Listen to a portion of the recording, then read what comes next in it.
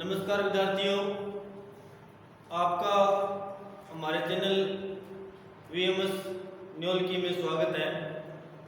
आज हम कक्षा 12 के अंदर अलंकार पढ़ेंगे। वैसे तो ये नया सिलेबस शुरू हुआ है आपकी बार, तो साहित्य में अलंकार, छंद, रस, भाव ये अनिवार्य रूप से लगते ही, बाकी किताबें आ जाएगी उसके बाद में और पता चल जाएगा। तो पहले हम अलंकार पढ़ते हैं। ये आपने कक्षा 10 में पढ़े होंगे, पढ़े 11वीं में लगती है। अब 12वीं में देखो अलंकार है, ये दो शब्दों से बना है। संस्कृत के अंदर संधि विच्छेद भी देखी होगी। ये इस तरह से जो बिंदु होता है इसका मतलब क्या होता है मैं। तो अलंकार का संधि विग्रह होता है अलम प्लस कार। अलंकार होता है आभूषण या गहना, कार का अर्थ होता है करने वाला। अब आभूषण या गहने होते हैं, क्या करते हैं,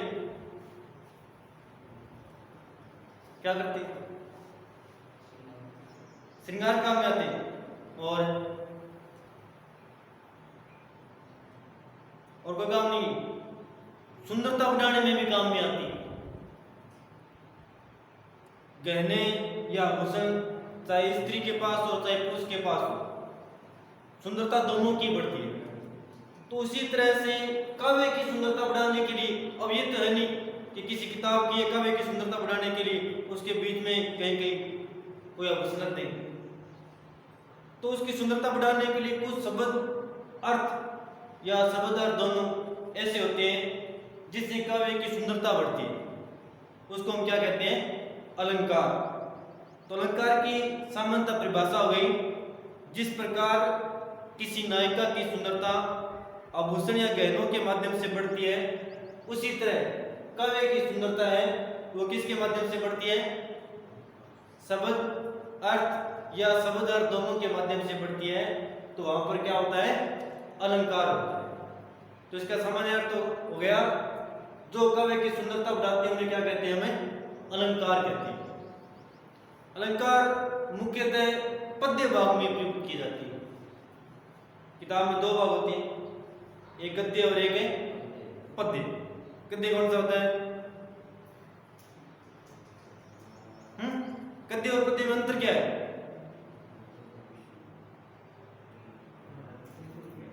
वही अंतर। गद्य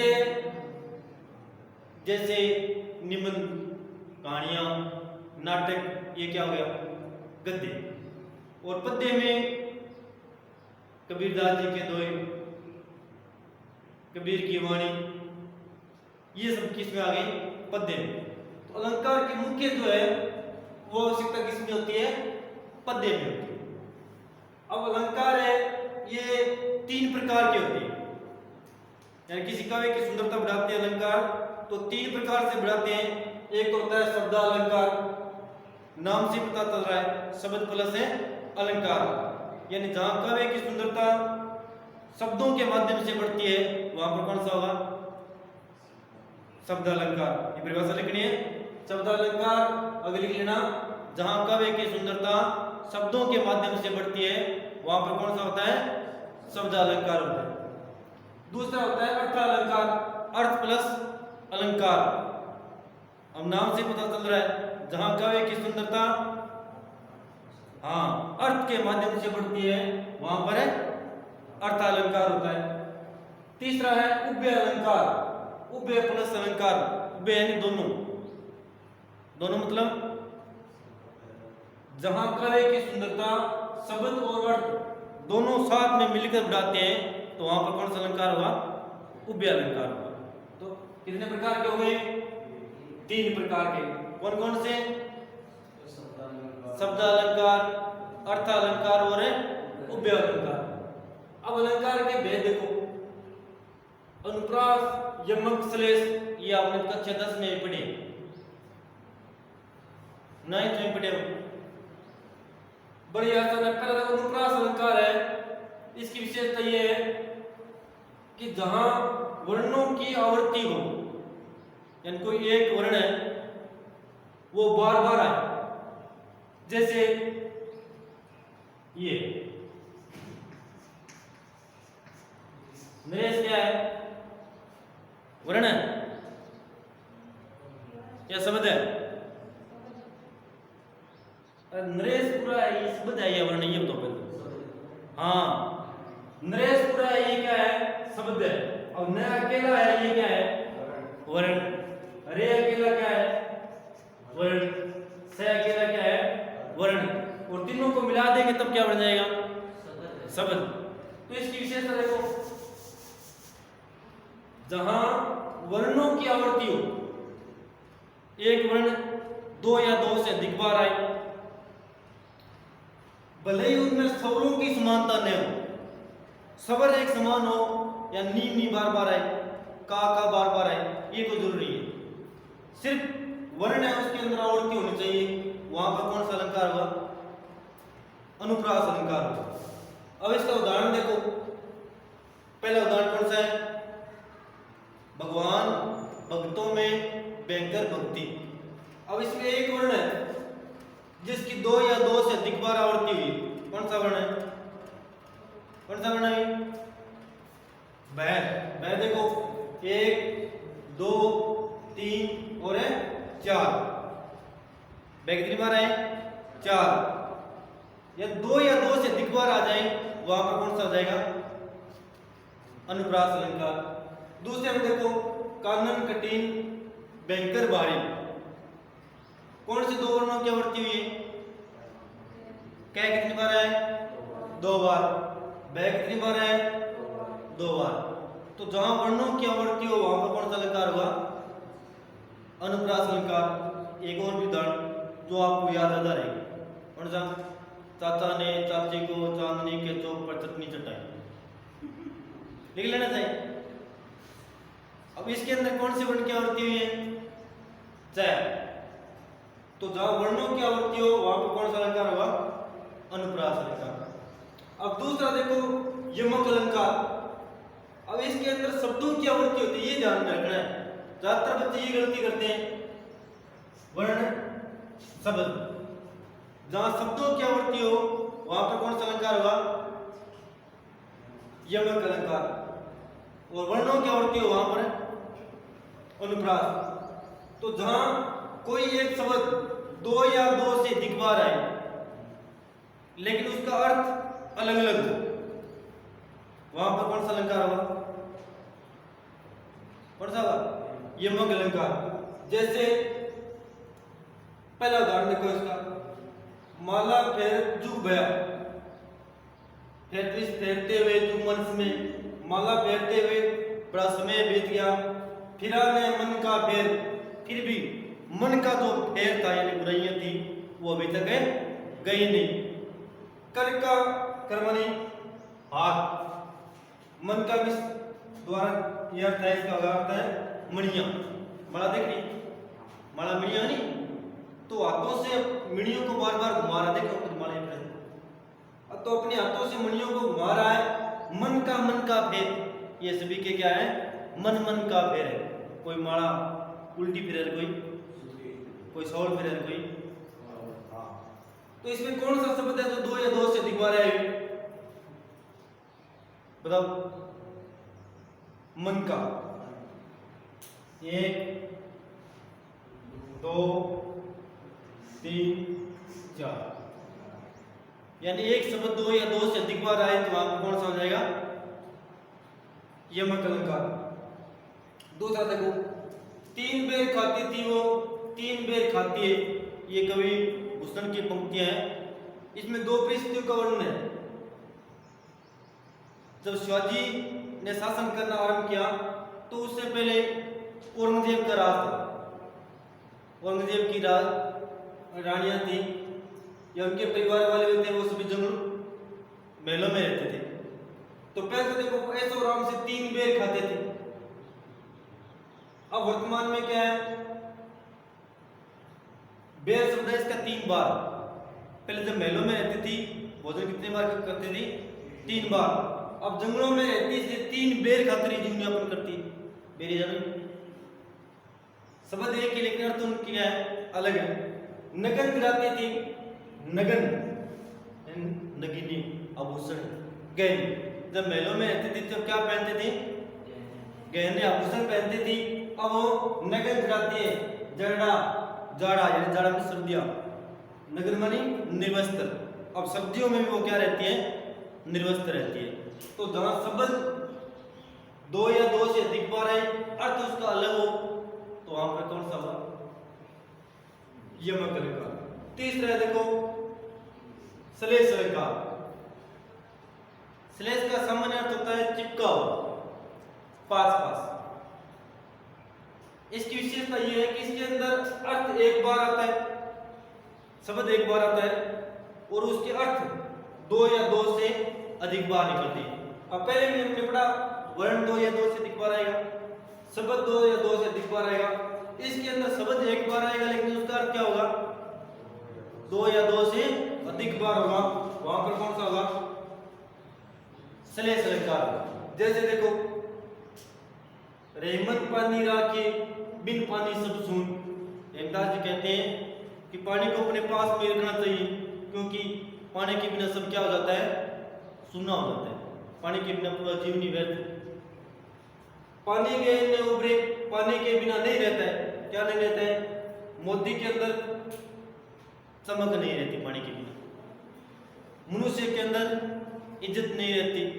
और चून यानी आटा, आटा पानी के बिना क्या है, व्यर्थ, कोई काम का नहीं है। तो एक जो पानी शब्द है उसके अर्थ कितनी बार आएंगे, 3 बार।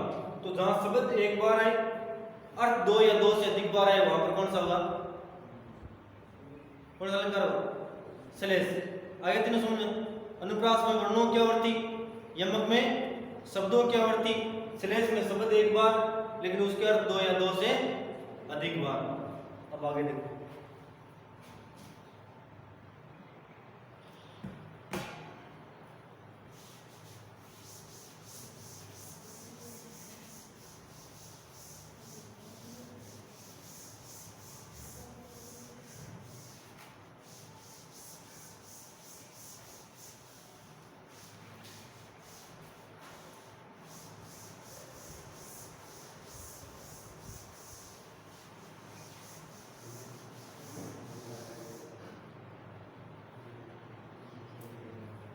आगे देखो उपमा। उपमा वैसे नाम से पता चल रहा, उपमा देनी मतलब क्या करना, तुलना करना। उपमा यानी तुलना। इसकी विशेषता यह है कि इसमें किन्हीं 2 समान या असमान वस्तुओं की किसी अन्य गुणों के साथ तुलना की जाती है, उपमा दी जाती है। एक तो ये विशेषता है। दूसरा इसके वाचक शब्द है। देखो वाचक शब्द है समान,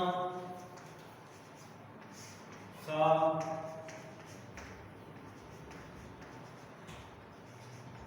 सदृश, सदृश। जैसे इसका उदाहरण है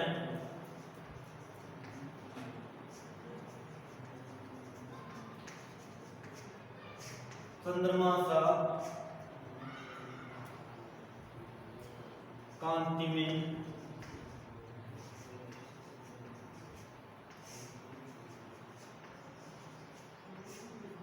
मुख रूप दर्शन तुम्हारा।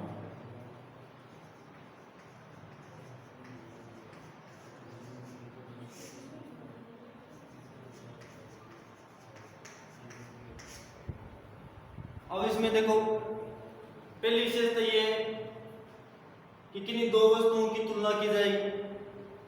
दूसरा इसके वाचक शब्द कौन से हैं, समान, सा, सदृश, सदृश। इनमें से कोई एक शब्द आपको जरूर मिलेगा। जैसे इसमें कौन सा शब्द है, सा।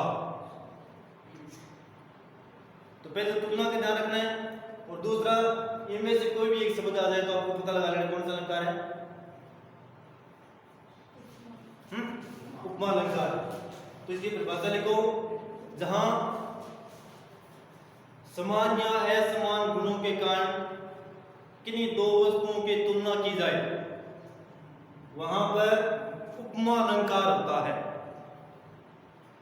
उपमा के वाचक शब्द हैं समान, सा, सदृश, सरिस। इनमें से कोई भी एक शब्द अगर आपको मिल गया तो आपको मान लेना है कौन सा अलंकार है,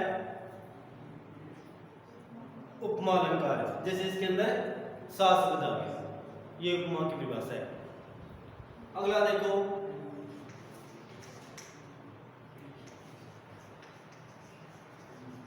मानवीकरण।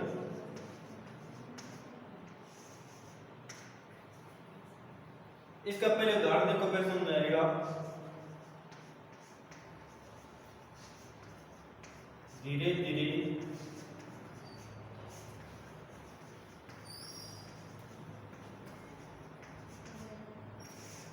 हिम आच्छादन हटने लगी धरातल से।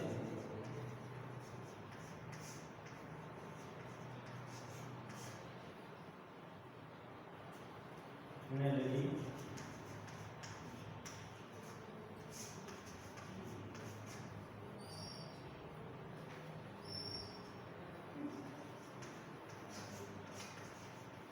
जगी वनस्पतियां रसाई।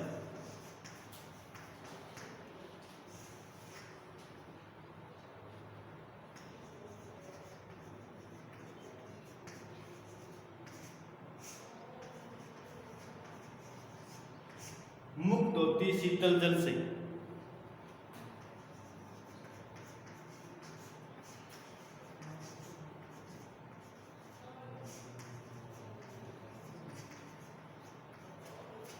और इसमें देखो मानवीकरण, मानव प्लस एकीकरण, जहां प्रकृति की अचेतन वस्तुओं की तुलना मनुष्य के साथ की जाए वहां पर मानवीकरण अलंकार होगा। जैसे पेड़ पौधे हंस रहे हैं, पेड़ पौधे कभी हंसते हैं? नहीं हंसते, यानी उनकी तुलना किसके साथ कर रहे हैं, मनुष्य के साथ। अब इसमें देखो वही बात है, हिम मानी बर्फ, आच्छादन मानी चादर, परत, बाकी जो दिया वही। तो जैसे धीरे धीरे बर्फ की चादर है वो धरातल से हटने लगी, वैसी वनस्पतियां क्या हो गई, जाग गई और अपने मुंह को वो किससे धो रही थी, ठंडे जल से। तो प्रकृति जो है, वनस्पतियां जो है, उनकी तुलना किसके साथ की गई है,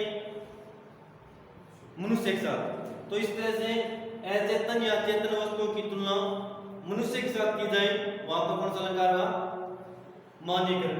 परिभाषा लिखो, जहां प्रकृति के चेतन या अचेतन वस्तुओं की तुलना, चेतन या अचेतन वस्तुओं की तुलना मनुष्य के साथ की जाए, मनुष्य के साथ की जाए वहां पर मानवीकरण अलंकार होता है। वहां पर मानवीकरण अलंकार होता है। जैसे बाद में उदाहरण लिख लेना।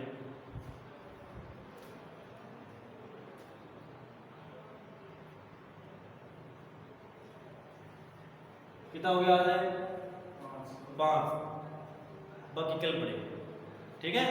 पंचांगी परिभाषा और हम एक एक उदाहरण जो बनी वो काल याद करेंगे, ठीक है।